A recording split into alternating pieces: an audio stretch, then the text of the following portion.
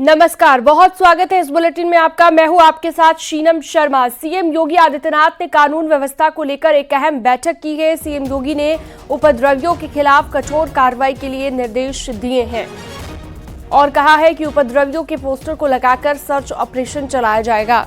सार्वजनिक संपत्तियों को पहुंचे नुकसान की भरपाई के लिए उनसे ही वसूली की जाएगी और एक भी उपद्रवी को नहीं छोड़ा जाएगा, ये मुख्यमंत्री की ओर से कहा गया है।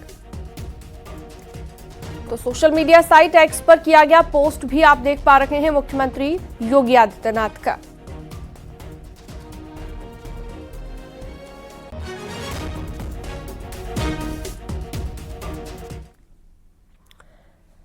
संभल हिंसा से जुड़ी बड़ी खबर है। मुरादाबाद जेल में बंद संभल हिंसा के आरोपियों से समाजवादी पार्टी के नेताओं ने मुलाकात की है। तो मुरादाबाद की यह खबर हम आपको बता रहे हैं, जहां पर हनुमानगढ़ी आज सीएम योगी आदित्यनाथ जाएंगे और रामायण मेले का यहां पर उद्घाटन करेंगे। सीएम योगी आदित्यनाथ सुबह 11 बजे रामकथा पार्क पहुंचेंगे, हनुमानगढ़ी में दर्शन पूजन करेंगे और फिर सीएम योगी आदित्यनाथ राम मंदिर जाएंगे। सीएम योगी के अयोध्या दौरे को लेकर सुरक्षा व्यवस्था के भी पुख्ता इंतजाम किए गए हैं।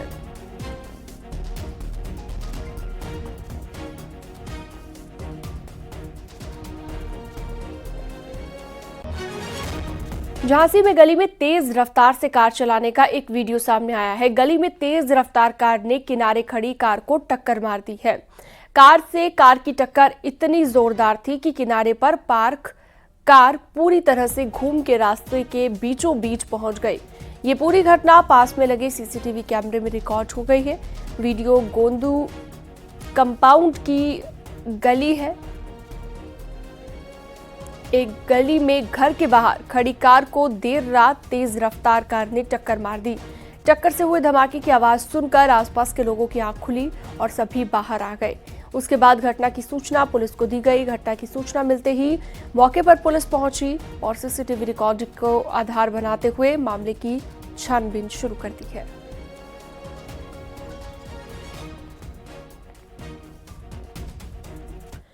महोबा में बारातियों से भरी हुई कार सड़क के किनारे बनी पुलिया से टकरा गई। हादसे में 2 बारातियों की मौत हो गई है, जबकि कई लोग घायल हुए हैं। घटना झांसी मिर्जापुर हाईवे की बताई गई। सूचना के बाद पहुंची पुलिस ने कार में फंसे लड़कों को बाहर निकाला है। कार सवार लड़के झांसी से महोबा शादी समारोह में शामिल होने के लिए जा रहे थे।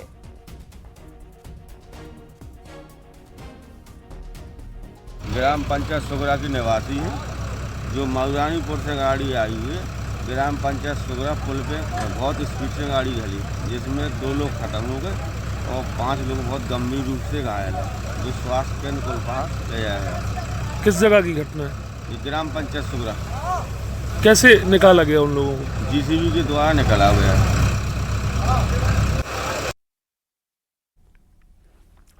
और अगली खबर है झांसी से, जहां पर प्रेमी जोड़े ने होटल के कमरे में फांसी लगा ली। मध्य प्रदेश का रहने वाला प्रेमी झांसी में अपनी प्रेमिका से मिलने के लिए आया था। दोनों ने मऊरानीपुर क्षेत्र में एक होटल में कमरा लिया। देर रात तक जब कमरा नहीं खुला, इस पर होटल मैनेजर को शक हुआ। होटल मैनेजर ने दरवाजा तोड़वाया तो अंदर फंदे पर लटकते हुए शव मिला और पुलिस को अब सूचना दे दी गई है। पुलिस पूरे मामले की जांच में जुटी है। में उसके रूम नंबर 206 में एक लड़का और लड़की पंखे से लटके हुए हैं। इस सूचना पे पुलिस कामता गेस्ट हाउस जाती है और उसके परिवारजनों को सूचना देती है और उसके लड़की के परिवार और अन्य लोग आसपास के इकट्ठा हैं और सीओ गरोठा भी मौके पे उपस्थित है। उनकी उपस्थिति में किसी तरह कमरे को खोला जाता है तो ये पता चला कि कमरा अंदर से लॉक था और कंबल जो ओढ़ने में यूज होता है उसके किनारी से दोनों लड़के और लड़की पंखे से लटके हुए हैं। पुलिस ने शव को कब्जे में ले लिया है। अलीगढ़ में घरेलू कलह के चलते लड़के ने तेजाब पी लिया, जिससे लड़के की मौत हो गई। घटना टप्पल थाना क्षेत्र की है। घर वाले बिना पुलिस को सूचना दिए ही अंतिम संस्कार कर रहे थे। पुलिस शमशान घाट पहुंची और चिता से डेड बॉडी उठाई गई। शव को कब्जे में लेकर पोस्टमार्टम के लिए भेजा गया। यहाँ पे जो सर आए थे हम जी, तो मतलब कि मेरे को वो लग रहा था कि किसी ने मतलब कुछ खिला दिया पिला दिया है। किनको? हमारे जिया जी को जी। इसलिए मैंने 112 पे कॉल मिला दी थी जी। तो अब मेरे को यहाँ पे पहुँच के पता पड़ी है तो मतलब कि उसमें हमारी बहन जी ने गांव बस्ती के आदमी ने बताई थी जी कि मतलब कि मतलब अपने आप अपने गाते खाया जहर जी। गोखा बोलने तेजा पिया था, अपने गासू पे आया, हॉस्पिटल भी लेके गए थे। और चक्कर ये अच्छा कब खत्म हुए थे ये? मिस्टेक होगी तो ये कब खत्म हुए थे? खत्म जो एक साल शायद आज सुबह 3 बजे हुई थी। अच्छा पुलिस को सूचना किसने दी थी? मैंने ही दी थी सर। हाथरस में नाबालिग प्रेमिका की दिन दहाड़े गोली मारकर हत्या कर दी गई, फिर खुद को गोली मारकर सुसाइड कर लिया गया। मामला गांव सरौंट का बताया गया और बताया जा रहा है कि प्रेमी प्रेमिका पर साथ में भागने का दबाव बना रहा था और लड़की के मना करने पर नाराज लड़के ने उसे गोली मार दी, फिर खुद भी जान दे दी।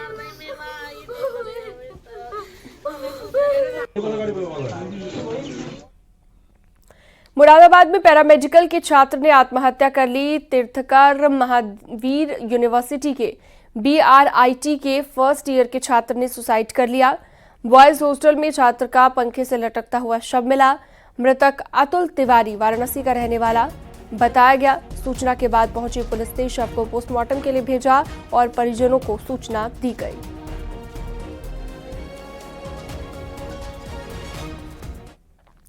संभल का सियासी दंगल इस वक्त तेज है। बीजेपी का आरोप है कि समाजवादी पार्टी हो चाहे कोई भी विरोधी दल मुस्लिम वोट बैंक के लिए संभल को सियासी पर्यटन का केंद्र बनाने में जुटी है। दरअसल संभल मुस्लिम बाहुल्य इलाका है। एक रिपोर्ट के मुताबिक यहां पर हिंदू आबादी घटी है और मुस्लिम आबादी में इजाफा हुआ है। आगे 2027 का चुनाव है, ऐसे में संभल पर विपक्षी दलों का स्टैंड क्या दर्शाता है, ये रिपोर्ट देखिए।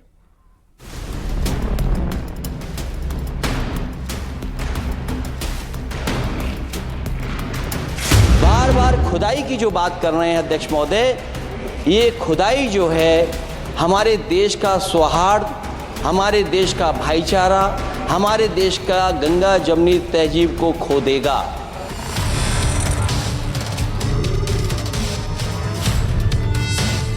संभल मुद्दे पर समाजवादी पार्टी लगातार आक्रामक मूड में नजर आ रही है।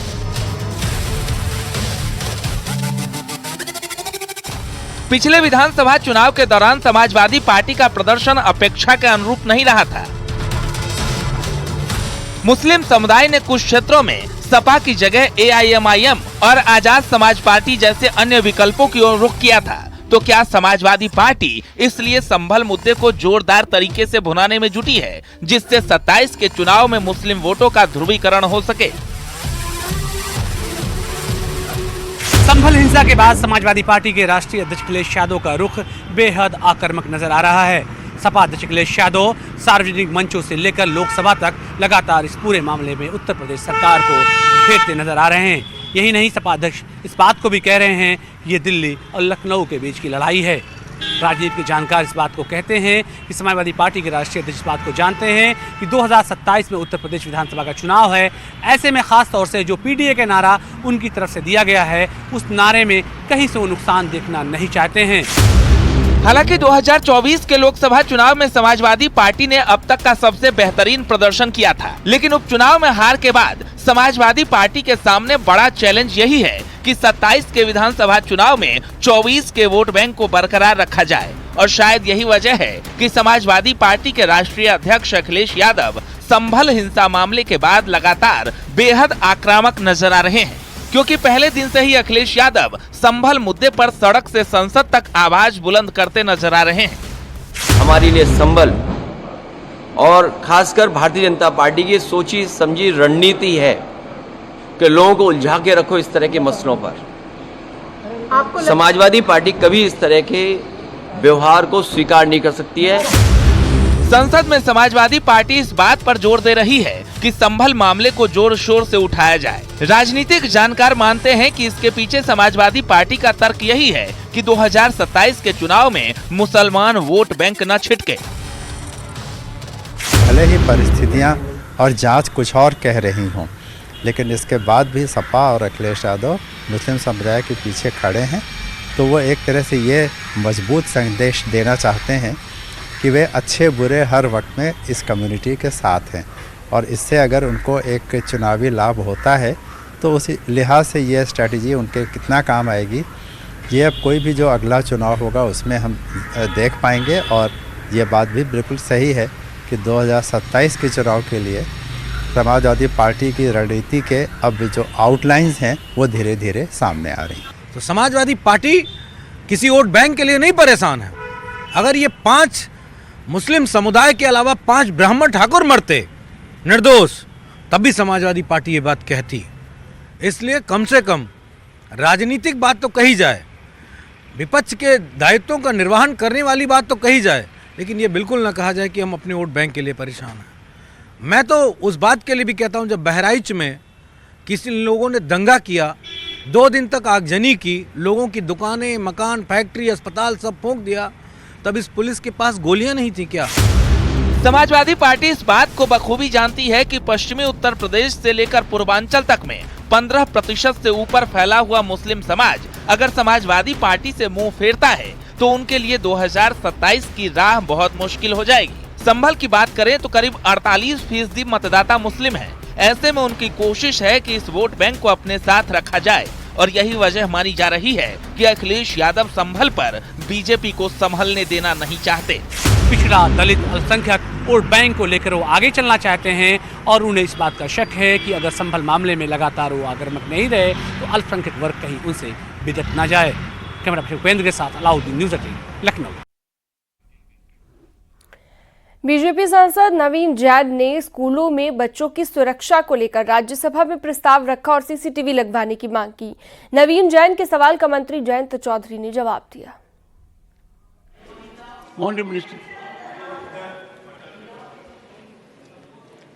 सप्लीमेंट्री नंबर 1 श्री नवीन जैन।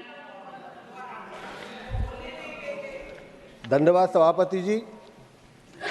क्या माननीय शिक्षा मंत्री ये बताने का कष्ट करेंगे कि मंत्रालय द्वारा संचालित विद्यालयों व आवासीय विद्यालयों में विद्यार्थियों की सुरक्षा सुनिश्चित करने के लिए पूरे विद्यालय परिसर में, जिसमें कक्षाएं भी शामिल हैं, सीसीटीवी निगरानी प्रणाली स्थापित करने की कोई योजना है? यदि वर्तमान में ऐसी कोई योजना नहीं है, 2021 को सभी राज्यों को, यूटी को उसमें संज्ञान लिया गया है। कॉम्प्रिहेंसिव चेकलिस्ट है, उसमें भी सीसीटीवी का जिक्र है। और जो हमारे देश में स्कूली सिस्टम इंफ्रास्ट्रक्चर को अपग्रेड करने के लिए हमारी सबसे बड़ी योजना समग्र शिक्षा है, उसके अंतर्गत भी सीसीटीवी का प्रावधान है। यदि कोई राज्य सरकार समग्र शिक्षा में सरकारी स्कूलों में सीसीटीवी के लगाने के लिए प्रस्ताव प्रस्तुत करेगी तो उस पर विचार किया जाए। वाराणसी के यूपी कॉलेज पर जारी घमासान के बीच सुन्नी सेंट्रल वक्फ बोर्ड ने लेटर जारी किया है और साफ किया है कि यूपी कॉलेज पर उनका कोई दावा नहीं है। दरअसल 2018 का वक्फ बोर्ड का एक नोटिस वायरल हो रहा था, जिसके बाद यूपी कॉलेज के छात्रों ने प्रदर्शन किया था। उसके बाद बवाल बढ़ा था, लेकिन अब वक्फ बोर्ड ने इस पर यू टर्न ले लिया है।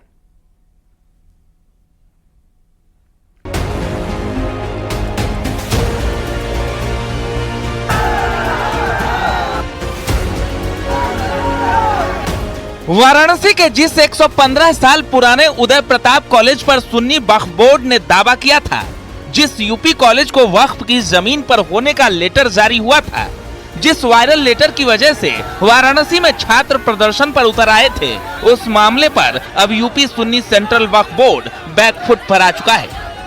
उस दावे पर वक्फ बोर्ड यू टर्न ले चुका है। वक्फ बोर्ड ने लेटर जारी कर अपना रुख साफ किया है कि ये दावे पहले ही खारिज हो चुके हैं और यूपी कॉलेज पर वक्फ का दावा नहीं है। यूपी सुन्नी सेंट्रल वक्फ बोर्ड के जारी लेटर में लिखा है, वसीम अहमद का दावा 2021 में ही खारिज हो चुका है। वक्फ बोर्ड ने कॉलेज की संपत्ति पर कोई कार्रवाई नहीं की। यूपी कॉलेज की संपत्ति पर वक्फ बोर्ड का कोई दावा नहीं है। कोई किसी के बहकावे में ना आए, अफवाहों पर ध्यान न दें।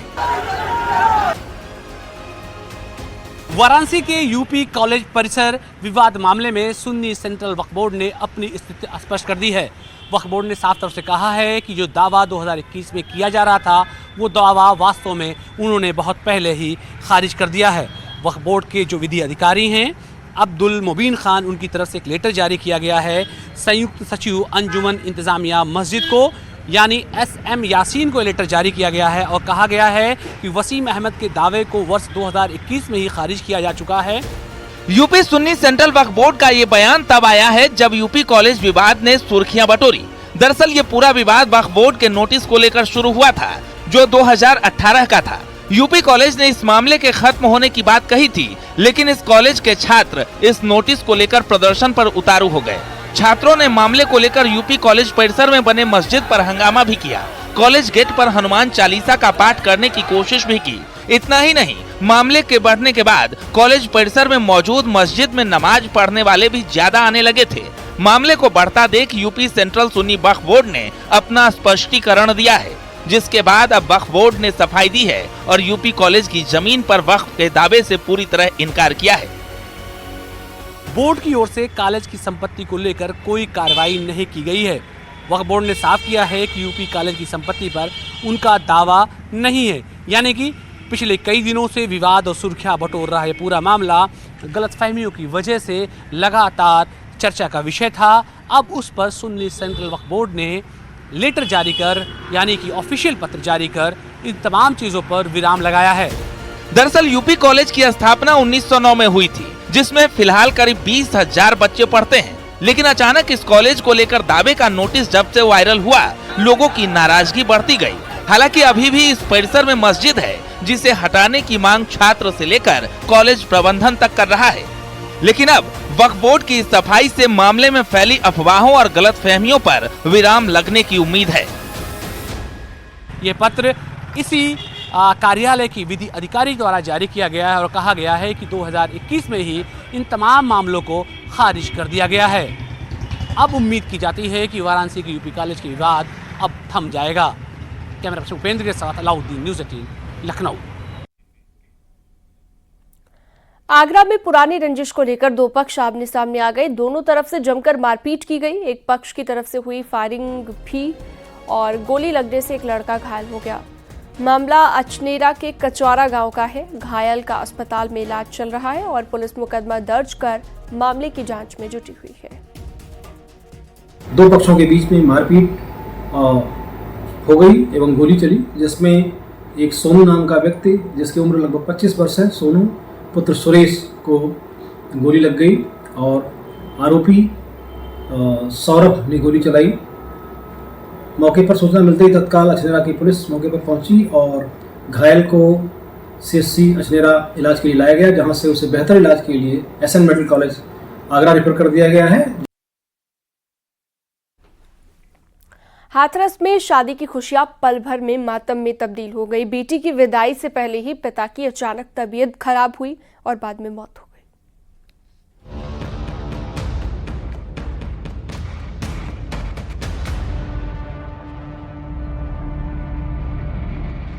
परिजनों का रो रो कर बुरा हाल है। घर में शादी का खुशनुमा माहौल था, लेकिन ये खुशियां ज्यादा देर तक साथ नहीं रही। शादी के मौके पर बेटी की विदाई होती, इससे पहले ही पिता इस दुनिया से चल बसे। हाथरस के थरौरा गांव के निवासी यशपाल की सबसे छोटी बेटी की शादी मथुरा से तय हुई थी। मथुरा से बारात आई थी। बारात गांव के पास सादाबाद जलेसर मार्ग के फार्म में रुकी थी। शादी के मौके पर बारातियों के लिए बढ़िया इंतजाम थे। खाने पीने की बढ़िया व्यवस्था की गई थी। लेकिन इससे पहले कि दूल्हा दुल्हन फेरे ले पाते, दुल्हन के पिता की अचानक तबीयत खराब हो गई। इसके बाद तो मौके पर हड़कंप मच गया। आनन फानन में इलाज के लिए उन्हें आगरा ले जाया गया, लेकिन उन्होंने रास्ते में ही दम तोड़ दिया। हार्ट अटैक से उनकी मौत की आशंका जताई गई। घर वालों को खबर कर दी गई थी, लेकिन शादी समारोह को रोका नहीं गया था। दुल्हन के ताऊ ने शादी की बाकी रस्में पूरी करवाई। वहीं दुल्हन को पिता की मौत के बारे में नहीं बताया गया। वो अपने पिता की तबीयत के बारे में पूछती रही। बाद में दुल्हन को उसके ससुराल विदा कर दिया गया। जैसे ही दुल्हन अपने मथुरा ससुराल पहुंची, यशपाल का शव उनके घर लाया गया। घर वालों ने दुल्हन को फोन पर पिता की मौत की खबर दी। बाद में वो शादी के जोड़े में ही अपने मायके लौट आई। जहां पर उसने अपने पिता के अंतिम दर्शन की। पूरे गांव में शोक की लहर है। यशपाल के घर वाले सदमे में हैं। हाथरस से न्यूज़ 18 के लिए सुमित शर्मा की रिपोर्ट।